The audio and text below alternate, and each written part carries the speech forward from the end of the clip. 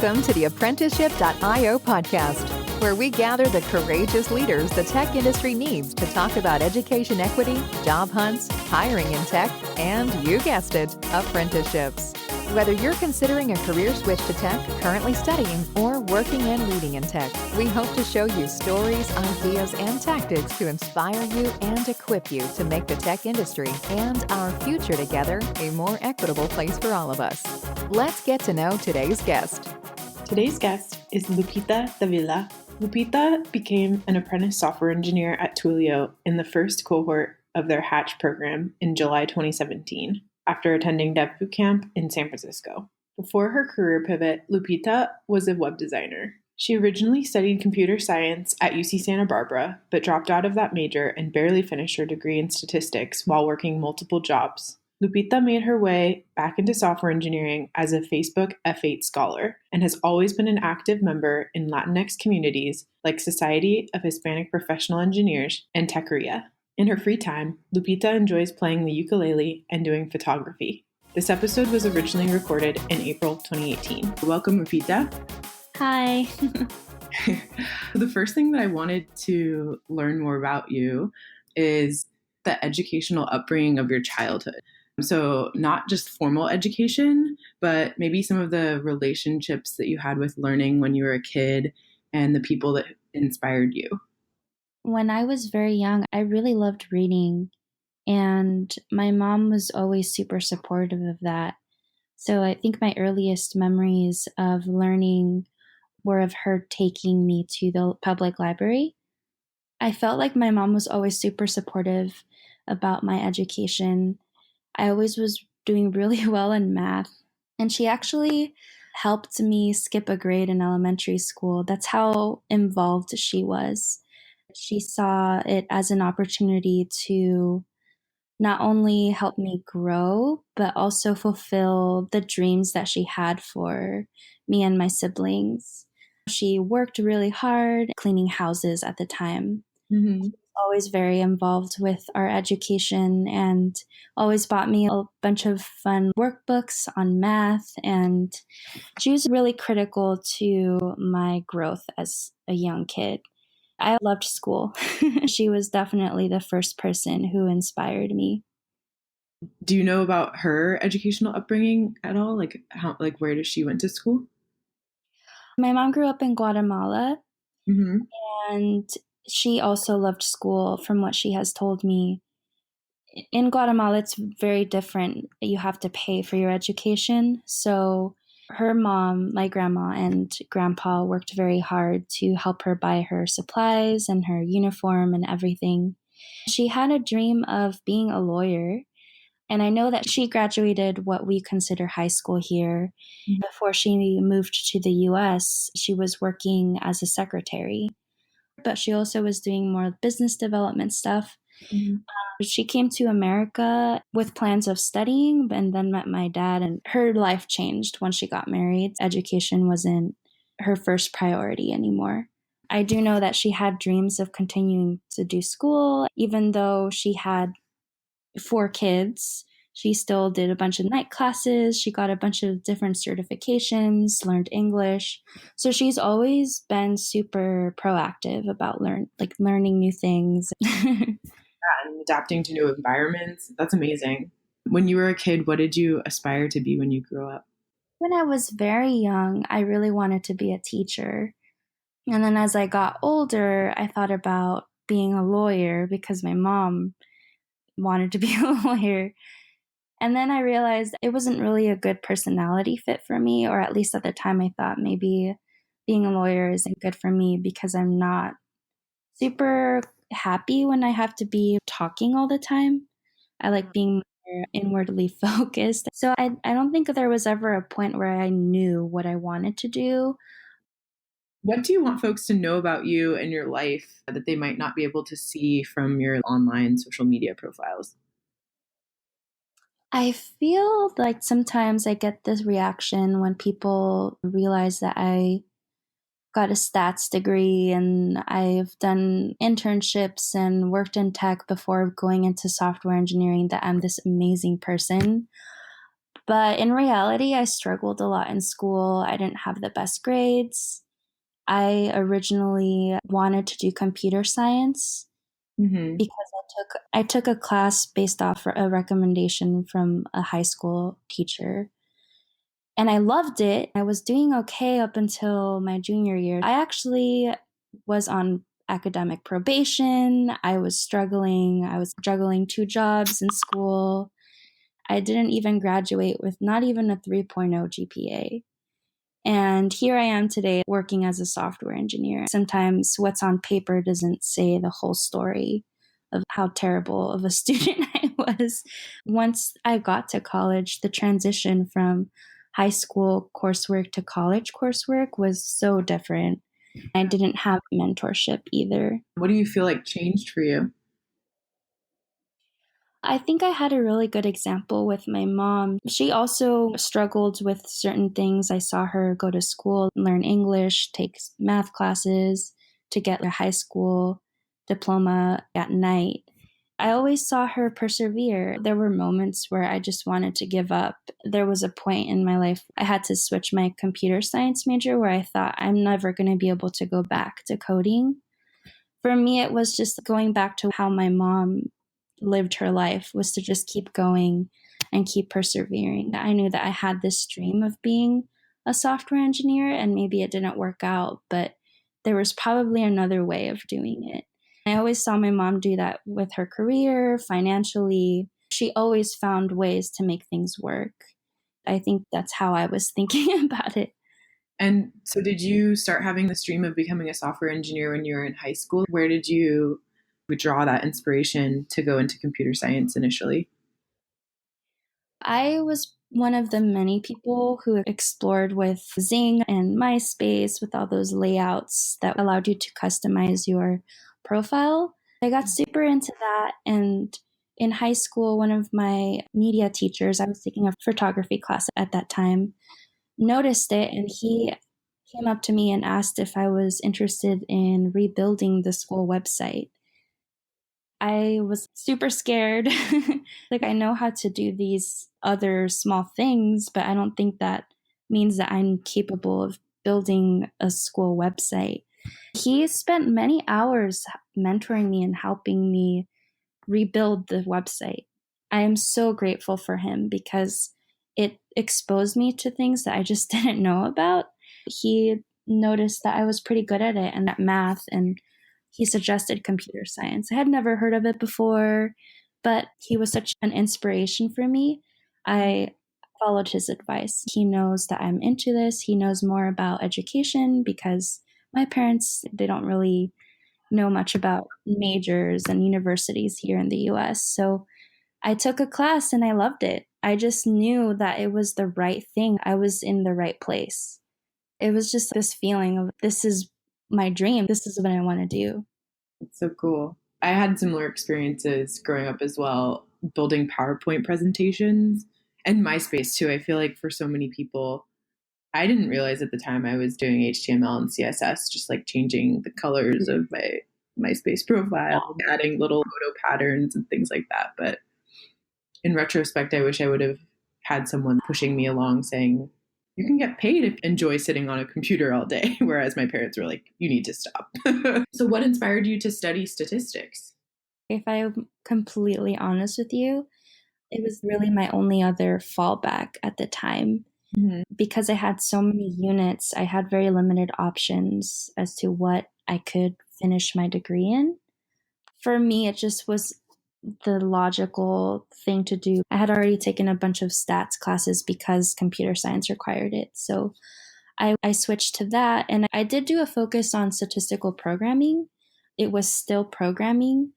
I liked it just as much as my other programming classes.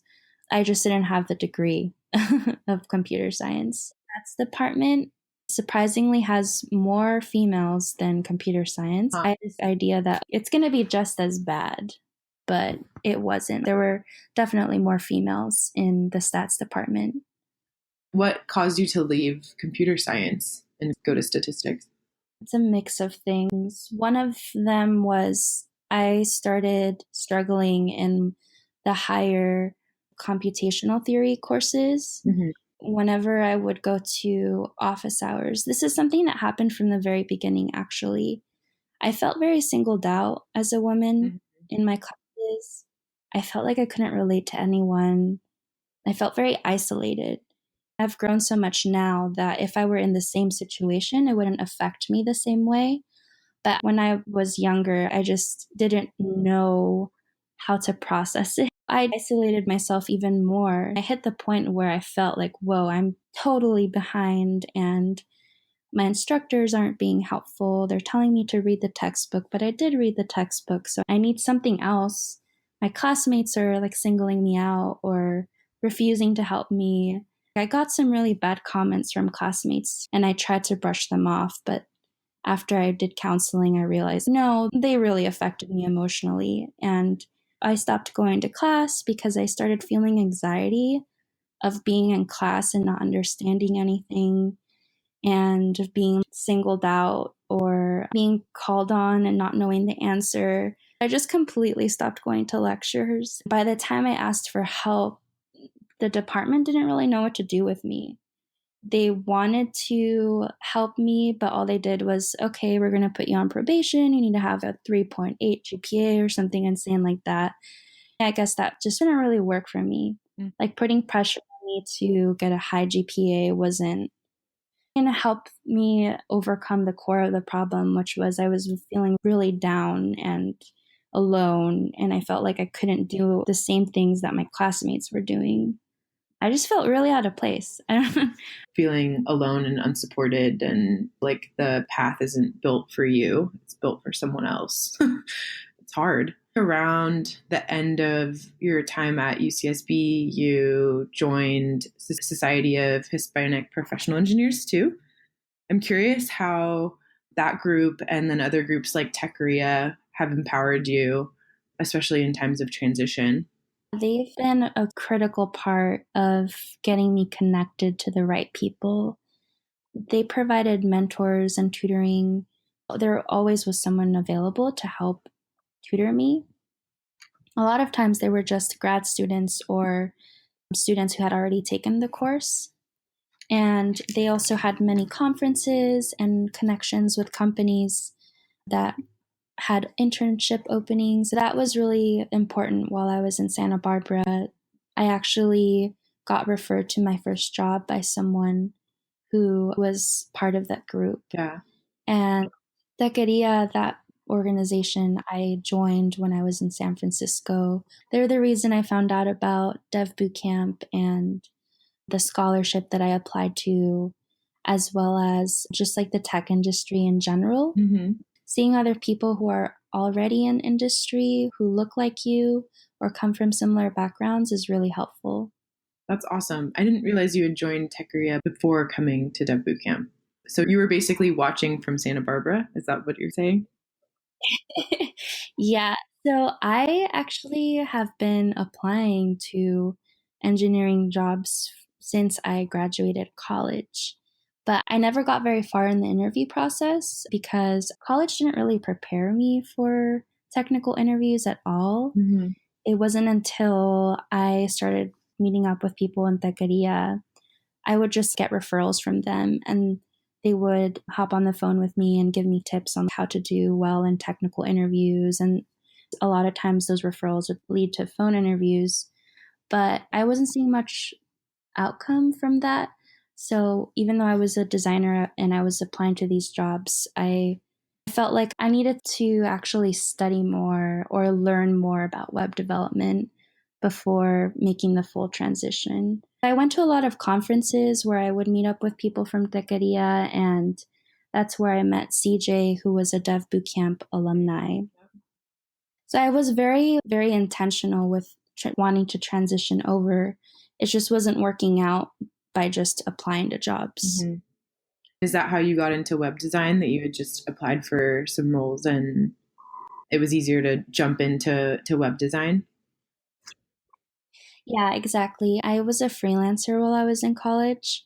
So I made a lot of money on the side to help pay for school by building websites for small businesses. Mm-hmm.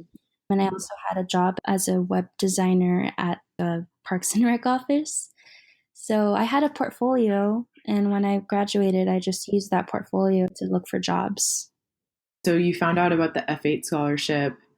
How did it feel when you found out that you were selected? I was so excited. It was like this feeling, I definitely cried.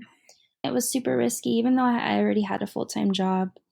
When you have a family who's low income, you think a lot about them, and so you try your best to help them out.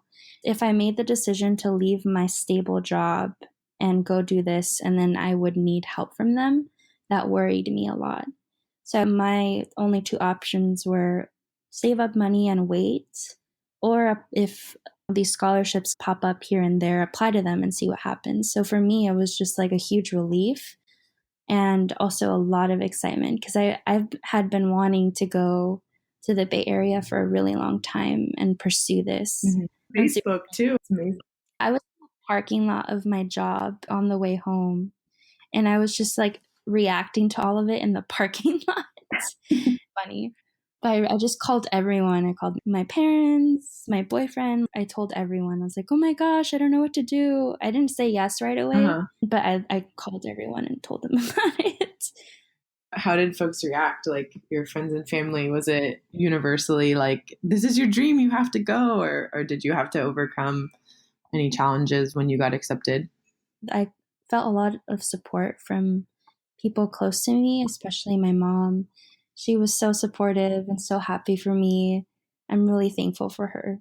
So this brings us to the point at which I met you, more or less. You went through phase 0, which is hard. I've done it too. It's part-time, and you were working at the time, right? When you went through phase 0 at Dev Bootcamp? Yeah, I was working. I remember when you first came on site, you booked a meeting really quick, like in week 1 or week 2.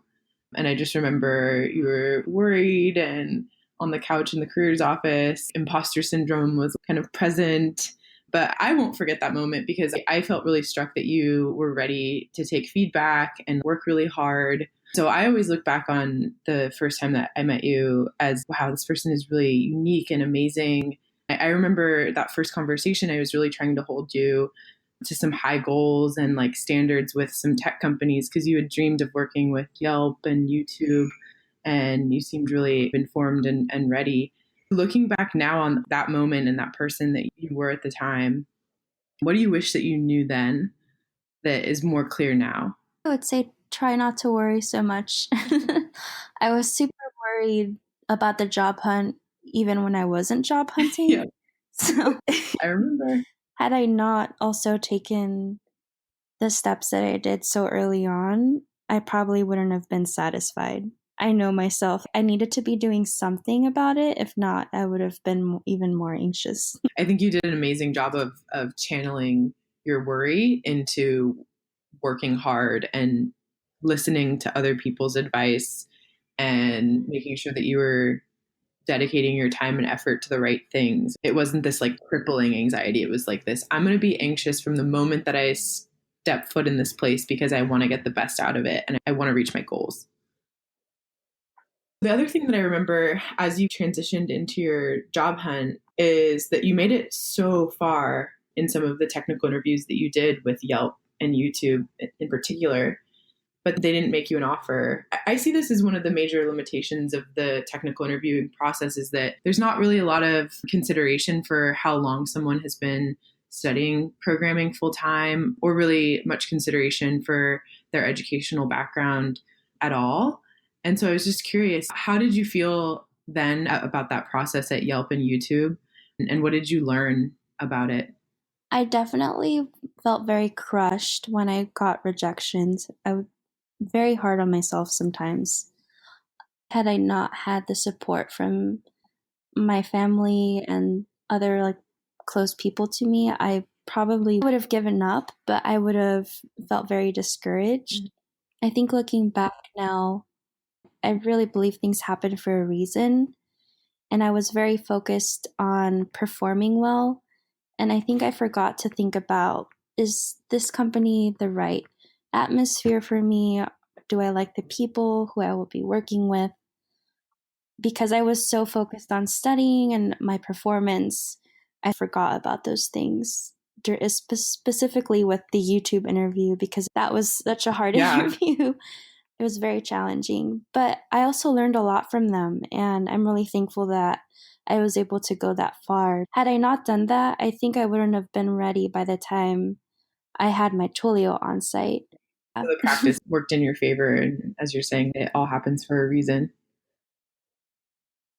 Even if you don't end up at the company that you were hoping to end up at, if you aim really high, usually these companies have really intense interviews. And if you study preparing for those, most likely by the time you've hit your later on sites, you're going to feel way more comfortable. I'm really thankful for those interviews because I studied really hard for them. It just gets better over time. You have to be at the right place at the right time. And I remember when you were going through the process too, I think it was YouTube, but correct me if I'm wrong. There was an interview you did where there was a Latina engineer that you were introduced to. And I remember you coming back and sharing how much that changed your perspective on the interview. I'm curious for the people who see themselves in engineering all the time or their identity is really represented, this aspect I think is often overlooked. I know I've had conversations with Google and other companies about being more intentional about making sure that candidates are introduced to engineers who are like them. I'm curious if you can just speak to that experience for a little bit and the difference between how it feels when you know someone in the room is from the same background as you versus what it feels like in a technical interview when maybe no one in the room looks like you. I think it makes a huge difference. For me, I did have an interviewer who was Latinx, and even though I was very nervous overall, just the fact that someone like me worked there, we didn't explicitly talk about it at all. When I saw their name and then actually met them, I felt, wow, like I can be there one day. And same thing goes for other companies that maybe the interviewers weren't necessarily Latinx, but if they were female, it made a huge impact on how I thought about the company as well. Because with my experience doing computer science in college, the stereotype is that most computer scientists are men. So just being able to see someone who fits your underrepresented background, it just makes a huge difference. Yeah, I remember you came back from that interview feeling like you did a lot better, you felt more confident, and it just is like a better interaction overall. That really stuck out for me a lot. And I've tried to have that conversation, hearing your experience with more companies. There are some really great companies that I think are more deliberate. It's hard though too, because if you only have a few underrepresented engineers, you don't want them to be in interviews all the time. But I think it does make a difference when you're interviewing an underrepresented candidate specifically. So I've been advocating for that with companies based off of your experience. So. Or even having, I would say, someone who is the diversity inclusion person at your company, because most interviews will have the technical side and the non-technical. But even having someone there, like maybe they're not necessarily an engineer, but the fact that you were able to speak with someone who is underrepresented themselves, that makes a huge difference. Totally. I'm curious if you were given the opportunity to change or improve the process that you went through at Yelp or YouTube or other companies too, in order to hire more people that are like you, what would you do to change the process? How would you make it better? I would say the worst interviews that I had while I was job hunting were the ones where I just felt very disconnected to the interviewer. Perhaps they were on their phones while I was working on the whiteboarding problem, or it felt like they weren't trying to get to know me as a person. For me, it's just the interactions that I have with your interviewers shows to me what type of culture is acceptable at this company. So if they're not paying attention to me and they're on their phones while I'm sweating bullets up on the whiteboard, like that never feels definitely great. What about the technical interview itself? Do you have preferences for things that you think allow you to perform best? I personally have a preference with live coding problems and not so much whiteboarding algorithm questions just because, especially now, I knew this before, but especially now working as an engineer, you never really actually have to work with algorithms or sorting methods, all of that stuff that you have to study for these on-sites. They're helpful to know, but I don't know if they really reflect what you're able to do. So having more hands-on questions might be better. I feel like that's such a huge barrier for non-traditional engineers, especially. You learn really great programming habits and how to work really well in a team. And then when you get into your interviews, you have to do a whole different demonstration of skills that are more theory based. Especially those, I don't know if mind games is the right word, but when they give you a riddle, when it's not even related to programming at all, but they want you to solve this riddle, those are terrible as well. I feel like they're landmines. Let's transition into your time at Twilio. What has your experience been at the apprenticeship? What inspired you to go into the apprenticeship generally? The reason I chose to go with the apprenticeship was because it was such an awesome on-site.